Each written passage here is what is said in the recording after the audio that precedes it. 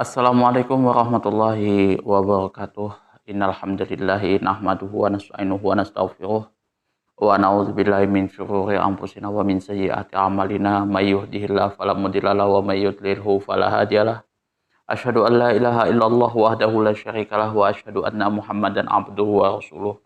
Allahumma shalli ala sayidina Muhammad wa ala ali sayidina Muhammad kama shallaita ala sayidina Ibrahim wa ala ali sayidina Ibrahim. Wa barik ala sayidina Muhammad wa ala ali sayidina Muhammad kama barakta ala sayidina Ibrahim wa ala ali sayidina Ibrahim fil alamin innaka Hamidum Majid. Rabbi shrah li sadri wa yassir li amri wahlul 'uqdatam min lisani yafqahu qawli amma ba'du. Hadirin hadirat jamaah kaum muslimin wal muslimat yang dirahmati oleh Allah Subhanahu wa taala. Ini saya juga pertama kali memohon maaf ya, mungkin video-video lanjutan daripada kajian-kajian pembahasan ini mungkin dirasa terlambat, mungkin nggak setiap hari saya upload ya, saya mohon maaf yang sebesar-besarnya karena saya juga masih harus kejar-kejar cari waktu juga untuk menyempatkan membuat video, menyusun materi yang apa yang akan saya bahas di video, kemudian membuat videonya sampai proses editingnya, walaupun nggak begitu ini juga sih ya untuk editingnya. Kemudian ini juga sebenarnya sih saya mau bikin video juga tersendiri kayak gitu, tapi ya sudahlah. Sudah banyak juga yang membahas tentang masalah yang lagi trending sekarang nih ya, tentang dunia perdukunan. Jujur saya sih rada-rada ketawa ya kalau misalkan saya nonton di podcastnya Dr. Richard Lee, baik itu apa yang dikatakan oleh Gus Samsudin sama pengacara asosiasi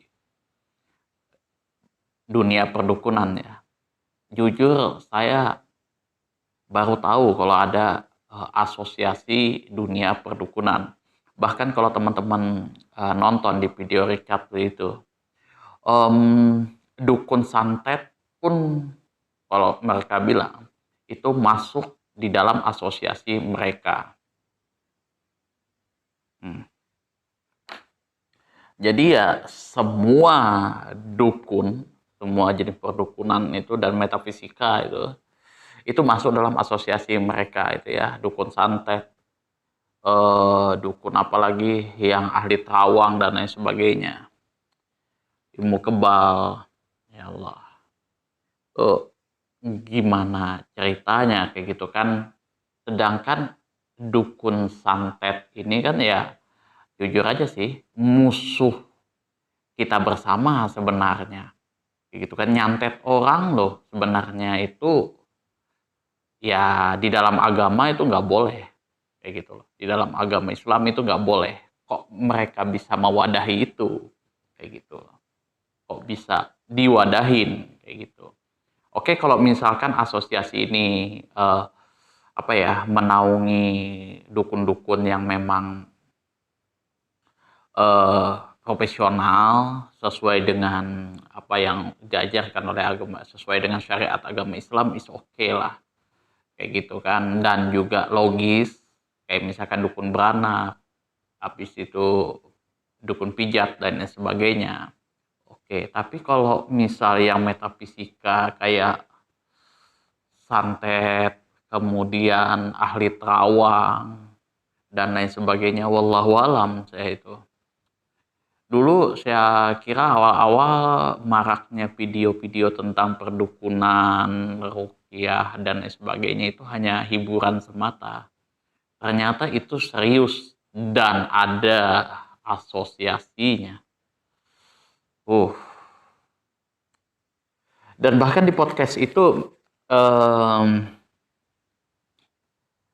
mereka mengatakan bahwasanya kalau misalkan tidak percaya sihir, nah itu berarti ya akidahnya, kalau tidak salah ya, kurang dan lebihnya itu saya itu akidahnya atau agama Islamnya itu layak dipertanyakan karena sihir itu ya berhubungan dengan dunia goib, ya kan? Dunia goib kayak misalkan jin dan lain sebagainya. Ya itu oke. Kita pahami itu bahwasanya di dalam surat Al-Falaq itu kalau misalkan teman-teman baca tafsir Ibnu Katsir itu membahas tentang dunia sihir di situ ya. Bagaimana Rasulullah SAW terkena sihir pada saat itu. Surah Al-Falaq dijelaskan di situ di dalam tafsir Ibnu Katsir itu lengkap, hadis-hadisnya ada. Tapi ya bukan berarti kita percaya dengan para dukun tersebut kayak misalkan Gus Samsudin dan sejenis-jenisnya gitu. Ya walaupun ada teman-teman kayak misalkan siapa namanya Marcel dan beberapa teman-teman yang lain tidak percaya dengan hal-hal mistis kayak sihir dan lain sebagainya, bukan berarti akidah mereka tergadai layak dipertanyakan, enggak kayak gitu. Bahkan saya pun juga jujur aja kitab apa ya namanya itu yang pegangan daripada Gus Samsudin itu Samsul Ma'arif kah kalau nggak salah sama Uqbah itu nggak pernah belajar. Saya belum pernah pelajari. Yang saya fokuskan itu pertama kali itu kitab-kitab yang berbicara masalah akidah itu ya.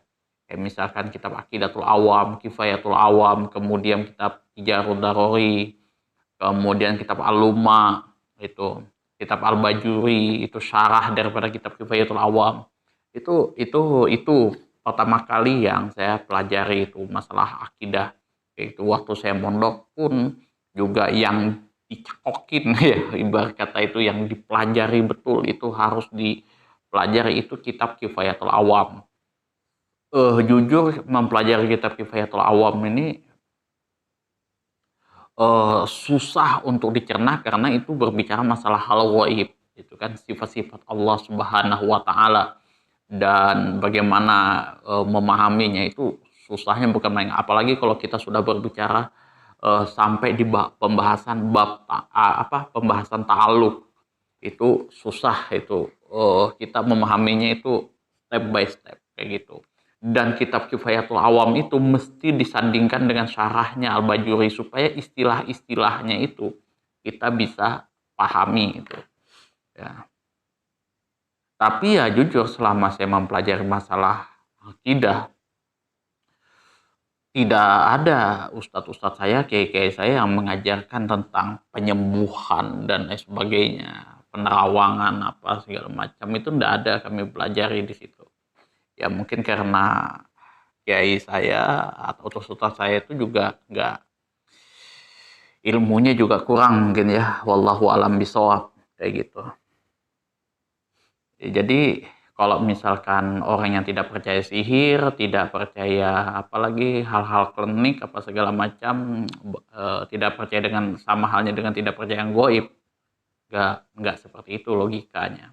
Bahwa mujizat-mujizat Rasulullah Shallallahu Alaihi Wasallam itu kayak misalkan Isra Mi'raj mutawatir, yang lain-lain itu paling tidak derajatnya sahih itu dan bisa dipertanggungjawabkan. Kalau di luar daripada itu misalkan matruk atau enggak ini ya enggak akan disebut itu mukjizat daripada Rasulullah Shallallahu Alaihi Wasallam. Apatah lagi ya kan yang kayak kita ini kayak mungkin yang lain-lain lah itu yang masih diragukan kayak gitu ya mohon maaf itu ke ulama mana saja, ke ustadz mana saja yang berpegangan kepada ahlus sunnah wal jamaah pasti akan dicecar dengan pertanyaan-pertanyaan yang kritis. Itu ya kan. Bahkan ya kalau misalkan ditanya apa benar, kalau misalkan ilmu kebal itu ada, ya waktu kayak saya itu jawab ya kan, Rasulullah Shallallahu Alaihi Wasallam di perang Uhud beliau mengalami luka-luka. Bahkan di dalam kitab Sahih Bukhari teman-teman bisa cek itu di babnya itu Al-Maghazi, kemudian buka lagi di situ peristiwa perang Uhud. Nah, Fatimah itu ya, ini saya jelaskan. Fatimah itu melihat Rasulullah Shallallahu Alaihi Wasallam itu berlumuran darah pada waktu itu dan darahnya itu mengalir deras. Nah, jadi Fatimah inilah yang membakar ini pedang, kemudian ditaruhkan ke lukanya Rasulullah Shallallahu Alaihi Wasallam supaya darahnya itu berhenti, kayak gitu. Dan di situ dijelaskan ininya pelindung kepala dari baja Rasulullah itu pecah waktu itu, wajah Rasulullah luka. Itu dekatnya Rasulullah Shallallahu Alaihi Wasallam dengan Allah itu sudah nggak ada bandingnya, sudah itu nggak ada lagi manusia dimulai di antara sahabat sampai kita ini yang dekat, paling dekat berbanding dengan Rasulullah Shallallahu Alaihi Wasallam. Kenyataannya seperti itu nggak kebal, apatah lagi kita kayak gitu kan. Jujur yang sudah main tembak-tembak, bukan nih sudah adu tembak, apa segala macam, gini iris-iris. Allahu Akbar, Allahu Akbar. Itulah kalau sudah ngajinya, nggak tahu aku di mana ngajinya kayak gitu kan. Ya wallahu alam bishawab kalau sudah seperti itu ya. Kadang kebalik-balik kayak gitu, kita yang ngajarin yang benar-benar kayak gitu kan sesuai dengan kitab-kitab ulama-ulama terdahulu, ya nggak begitu diperhatikan, ujung-ujung yang sudah begitu-begitu itu ya sudah wallahu alam bishawab, sudah kalau kayak gitu ya kan. Nah, kali ini kita akan membahas tentang hadis nomor 355, pembahasan tentang hukum dan keutamaan daripada sholat rawatib ya. Apa sih keutamaan daripada sholat rawatib tersebut ya? Wa Ibnu Umar radhiyallahu anhu qala hafiztu minan nabi sallallahu alaihi wasallam asyara raqa'ataini qabla zuhri wa raqa'ataini ba'daha wa raqa'ataini ba'dal maghribi wa raqa'ataini ba'dal maghribi fi baitihi wa raq'ataini ba'dal isya'i fi baitihi wa raq'ataini qabla subhi muttafaqun alaih wa fi riwayatin lahuma wa raq'ataini ba'dal jum'ati fi baitihi wa li muslim kana idza tala'al fajru la yusalli illa raq'ataini khafifataini. Wa Ibnu Umar radhiyallahu anhuma qala, dari Abdullah bin Umar radhiyallahu anhu, semoga Allah meridhoi atas keduanya, yaitu Abdullah bin Umar dan Umar ibnu Khattab. Qala, telah berkata, hafiztu minan nabi sallallahu alaihi wasallam asyra rakaatin. Aku telah memelihara. Ini Umar berkata, aku telah memelihara minan Nabi Shallallahu Alaihi Wasallam, amalan dari Nabi Shallallahu Alaihi Wasallam itu asyra rakaatin. Ini minan Nabi ini yang kuterima dari Rasulullah Shallallahu Alaihi Wasallam, amalan yang diterima oleh Umar bin Khattab dari Abdullah bin Umar ibnu Umar dari Rasulullah Shallallahu Alaihi Wasallam. Apa itu? Asyra rakaatin. Jadi 10 rakaat. Rakaat ini qabla zuhri, 2 rakaat sebelum zuhur. Wa rakaat ini ba'daha, 2 rakaat sesudah zuhur. Wa rakaat ini ba'dal maghribi fi baitihi, 2 rakaat setelah maghrib fi baitihi, di rumah Rasulullah Shallallahu Alaihi Wasallam, di rumahnya. Wa raq'ataini ba'dal isya'i fi baitihi, 2 rakaat sesudah isya di rumahnya. Jadi fi baitihi ini sesudah maghrib di rumahnya dan sesudah isya di rumahnya. Jadi mengerjakan sholat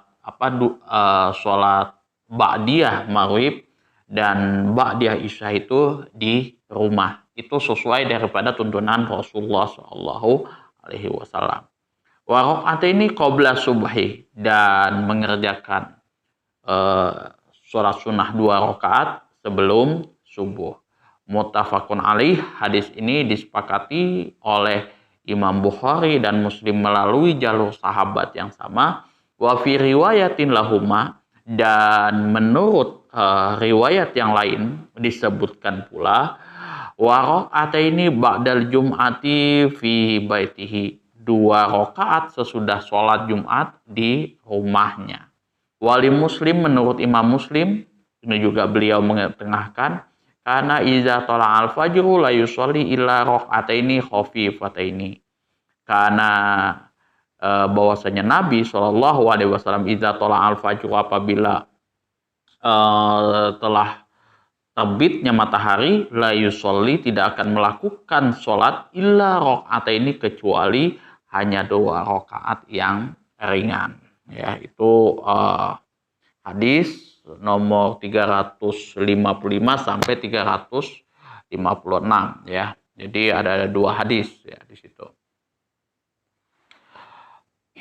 Ini tentang bagaimana Abdullah bin Umar itu memelihara sholatnya sebanyak 10 rakaat yang beliau terima langsung daripada Rasulullah Shallallahu Alaihi Wasallam. 2 rakaat sebelum zuhur, 2 rakaat setelah zuhur, 2 rakaat setelah maghrib di rumah, dan 2 rakaat setelah isya di rumah. Kemudian 2 rakaat lagi sebelum subuh. Nah, itu ya. Kemudian ada juga yang menyebutkan 2 rakaat setelah Jum'ah di rumah, kemudian itu juga 2 rakaat juga sebelum subuh ya. Itu, dan selebihnya lagi itu sholat wajib ya. Jadi sholat wajib kemudian dikombinasikan dengan sholat sunnah, yaitu sholat rawatib ya. Kita lihat ininya dulu ya, makna keseluruhannya. Mengingat hati manusia tersebut ya, kalau kayak kita ini, itu jauh daripada Allah Subhanahu wa Ta'ala dalam sebagian besar waktu, karena sibuk dengan urusan dunia dan perhiasannya ya, dengan berbagai macam usaha, bisnis dan lain sebagainya. Kadang kita lalai itu mengingat kepada Allah Subhanahu wa Ta'ala. Sebagian besar waktu kita dihabiskan untuk urusan dunia dan perhiasannya. Maka di sini dalam sholatnya kita terkadang kebanyakan tidak bisa khusyuk itu ya, dengan sepenuh hati. Padahal sholat merupakan kedudukan bermunajat kepada Allah Subhanahu wa Ta'ala.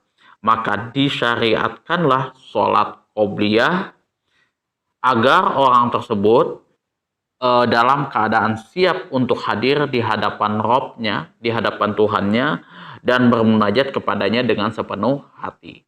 Jadi sebelum kita melaksanakan sholat wajib, itu sholat fardu, kita juga disyariatkan untuk mengerjakan sholat sunnah sebelum sholat fardu atau sholat qobliyah ya. Itu supaya apa? Kita ini betul-betul siap menghadap kepada Allah Subhanahu wa Ta'ala. Kemudian juga disyariatkan di dalam sholat sunnah, itu ada sholat sunnah ba'diyah, untuk menambal kekurangan kita yang terjadi di dalam sholat fardu. Di antara rahmat Allah yang maha pemurah ialah tertambalnya kelalaian yang terjadi dalam sholat fardu, kemudian dengan diterimanya sholat sunnah untuk menyempurnakan hal yang kurang dalam sholat fardu. Jadi yang pertama tadi ya, sholat sunnah qobliyah itu ya, untuk kesiapan kita di dalam sebelum melakukan sholat fardu kayak gitu ya. Ini sudah kita memang sudah fokuskan sudah untuk tambahannya. kemudian pada saat kita melakukan sholat fardu ada kurang seperti itu ya, kekurangan, kurang khusyuk dan lain sebagainya, bisa ditambal dengan sholat ba'diyahnya seperti itu.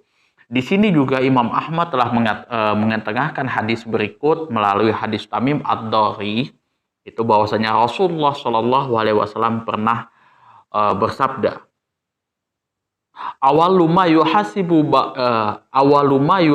bihi al abdu yaumal kiamati sholatuhu.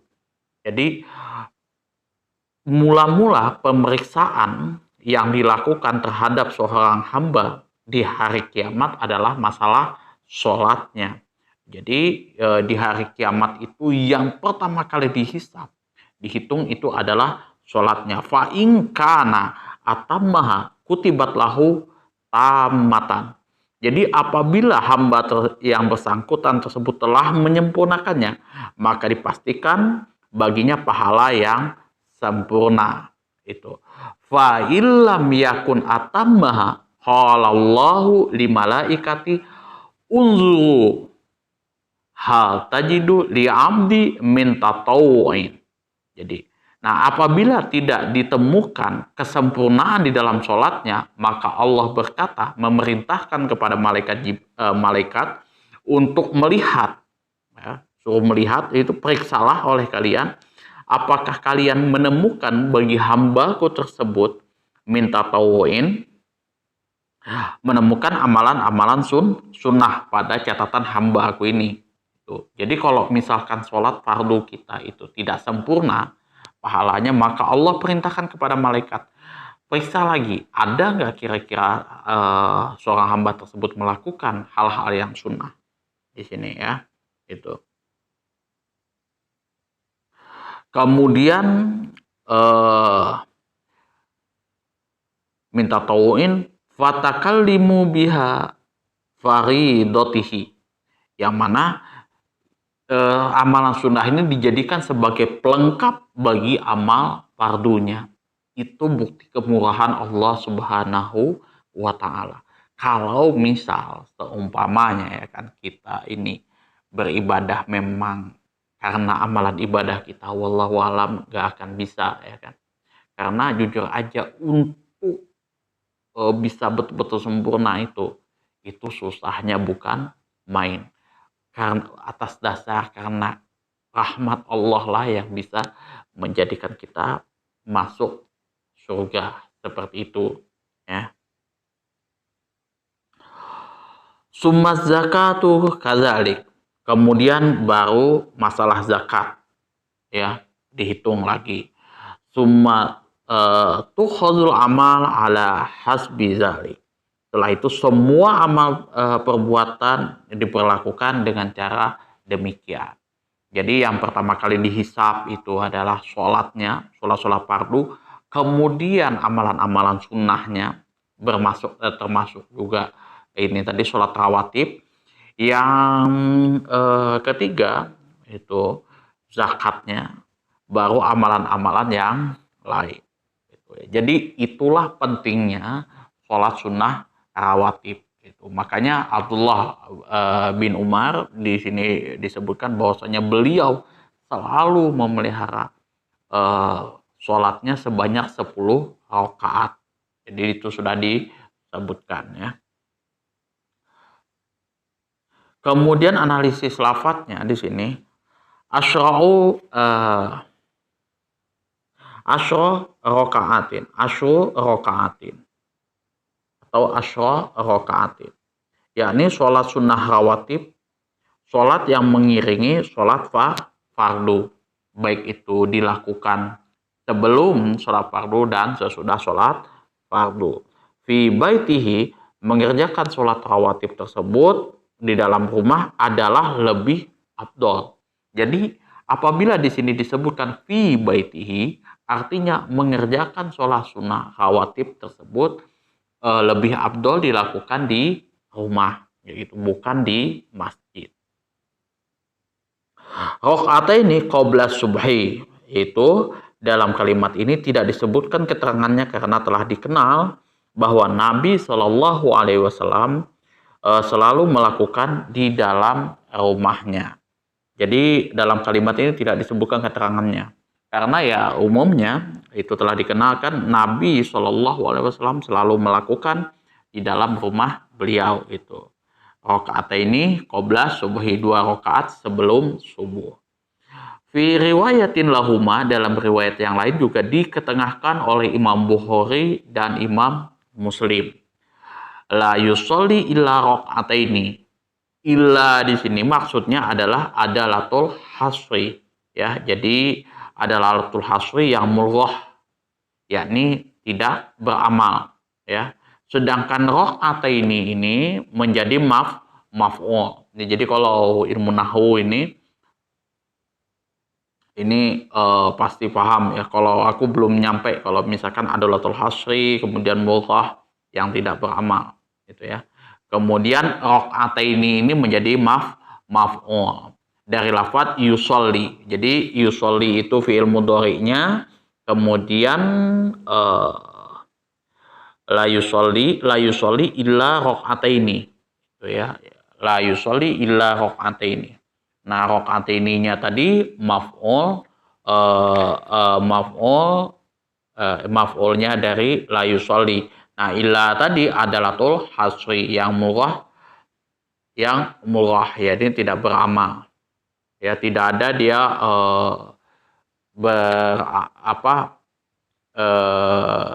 menjadi faktor mau itu harokatnya berubah atau tidak itu. Kemudian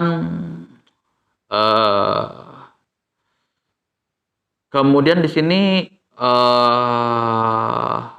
menjadi maf'ul dari lafaz yusolli, di situ bentuknya tasniyah, ya. Tasniyah itu ya dia terdiri dari 2, ya. Jadi ada isim mufrad, tasniyah dan jamak. Kalau mufrad itu tunggal, kemudian tasniyah itu 2, kemudian jamak itu lebih dari 2, itu dalam bahasa Arab. Kemudian dari lafaz rakaatun. Maksudnya ialah 2 rakaat roribah, ya, sebelum sholat subuh.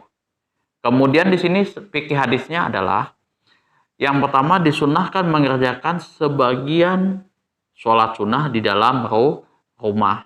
Jadi sebagian sholat sunnah itu disunahkan dilakukan di dalam rumah. Ya, jadi kita ambil yang sudah disebutkan aja. Misalkan di sini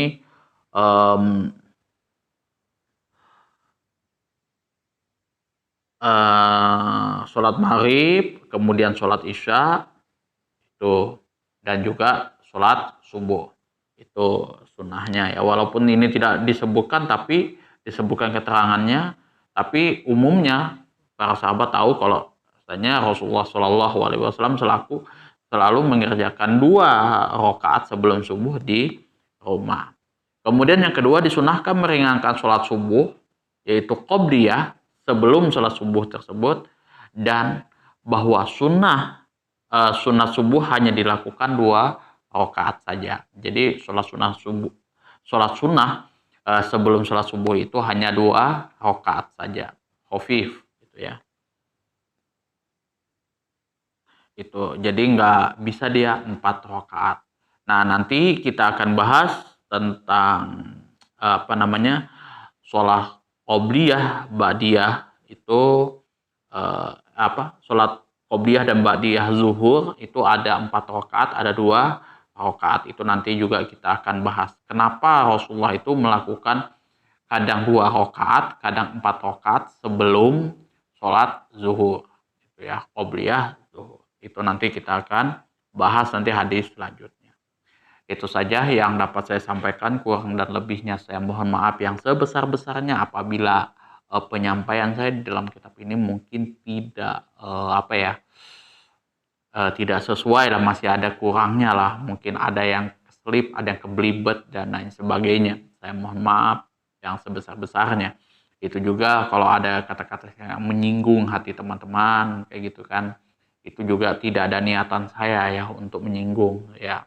Saya hanya menyampaikan apa yang saya tahu, apa yang ada di dalam kitab-kitab ini, dan sebatas yang ya saya tahu lah kayak gitu. Ya, kalau misal mungkin di video ini berbeda dengan pemahaman Ustadz Antum, itu bukan berarti ya salah dan lain sebagainya. Karena kemungkinan besarnya memang itu ikhtilaful ulama, ya, perbedaan ulama. Jadi berbeda pemahaman di dalam ininya, literaturnya gitu ya, kitab-kitabnya. Bisa jadi ya saya mengambil hukum dari kitab Bulughul Maram, Ustadz Antum mengambil daripada kitab-kitab yang lain gitu. Kemudian apabila ada saran, kritikan, dan juga masukan, silahkan teman-teman atur di kolom komentar akhir kalam. Wabillahi taufiq wal hidayah. Assalamualaikum warahmatullahi wabarakatuh.